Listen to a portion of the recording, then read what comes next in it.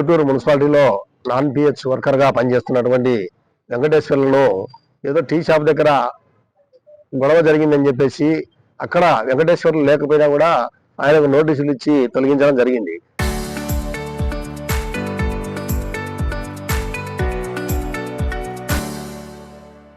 Commissioner గారిని అడిగితే collector ఇచ్చారని చెప్తున్నారు. అంటే కమిషనరు ఎంక్వైరీ చేయాల్సిన బాధ్యత లేదా? అక్కడ ఏం జరిగిందనే విషయం అనేది తెలుసుకోవాలి కదా. టౌన్ ప్లానింగ్ అధికారులు అక్కడ ఏం జరిగిందో పత్రికల్లో చూసినాం. దాన్ని విచారణ చేయాలా. విచారణ చేసి అది వాస్తవం అయితే ఆ పై అధికారి తొలగించిన దాంట్లో మేమేం మాట్లాడడం లేదు. కానీ ఏ సంబంధం లేదు. పై అధికారి చెప్తే ఆయన పనులు చేయాలి. ఈరోజు కమిషనర్ ఉన్నాడు.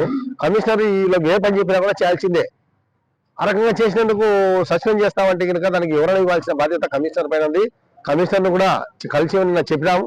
చెప్తే కలెక్టర్ నేను రాస్తాను, మీరు కూడా కలెక్టర్ని కలవండి అంటున్నాడు. కానీ ఇక్కడి నుంచే పోవాలా, కింది స్థాయి నుంచే విచారణ పోవాలా. ఇది ఆయన పాత్ర ఏమాత్రము లేదు.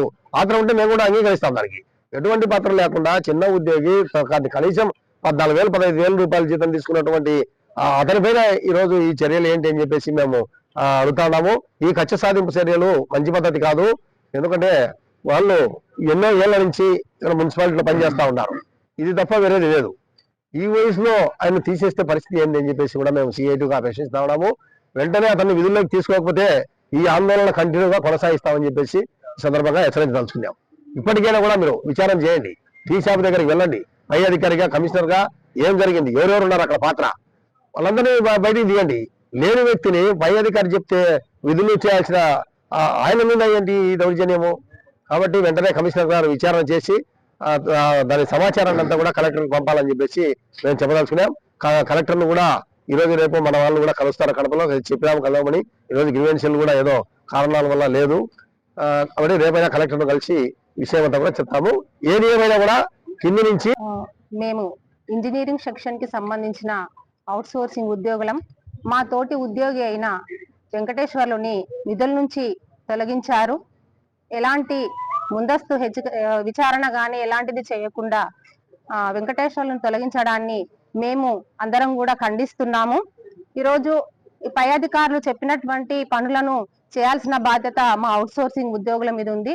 అదే విధంగా వెంకటేశ్వర్లు కూడా తన పై అధికారి చెప్పిన పనిని చేయడం వలన ఈ రోజు అందరినీ తప్పించి కేవలం అవుట్ సోర్సింగ్ ఉద్యోగి అయినటువంటి వెంకటేశ్వర్లని విధుల్లోంచి తొలగించడం అనేది చాలా విచారకరంగా మేము భావిస్తున్నాము. ఇదంతా కూడా ఈ రోజు అవుట్ సోర్సింగ్ ఉద్యోగుల పట్ల చులకన భావంగా కూడా మేము భావిస్తున్నాం. అంటే అవుట్ సోర్సింగ్ ఉద్యోగుల్ని అసలు ఎలాంటి ప్రమేయం లేకుండా, సంబంధం లేకుండా, అతని సొంత నిర్ణయం కాకపోయినా కూడా అట్లా అంటే కనీసం ఆలోచన విచారణ లేకుండా అవుట్ రైట్ గా ఉదయం జరిగితే సాయంత్రానికే తొలగించడం అనేది చాలా బాధపడుతున్నాం మేము అవుట్ సోర్సింగ్ ఉద్యోగులు అందరం కూడా. ఈ రోజు మా అందరికి కూడా అభద్రతా భావనలోకి నెట్టేస్తున్నట్టుగా ఈ సంఘటన తెలియజేస్తుంది. అక్కడికే చిన్న జీతాలతో అప్పులతో బతుకుతున్నటువంటి అవుట్ సోర్సింగ్ ఉద్యోగులము ఈ రోజు అతన్ని ఉద్యోగంలోంచి తొలగిస్తే రేపు అతని కుటుంబం రోడ్డున పడితే ఎవరు బాధ్యత వహిస్తారు?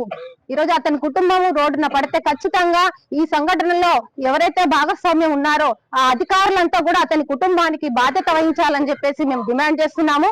వెంటనే అతన్ని విధుల్లోకి తీసుకోవాలి. విధుల్లోకి తీసుకొని పక్షంలో మేము ఖచ్చితంగా ఈ నిరసన కార్యక్రమాలని కొనసాగిస్తామని చెప్పేసి కూడా డిమాండ్ చేస్తున్నాం.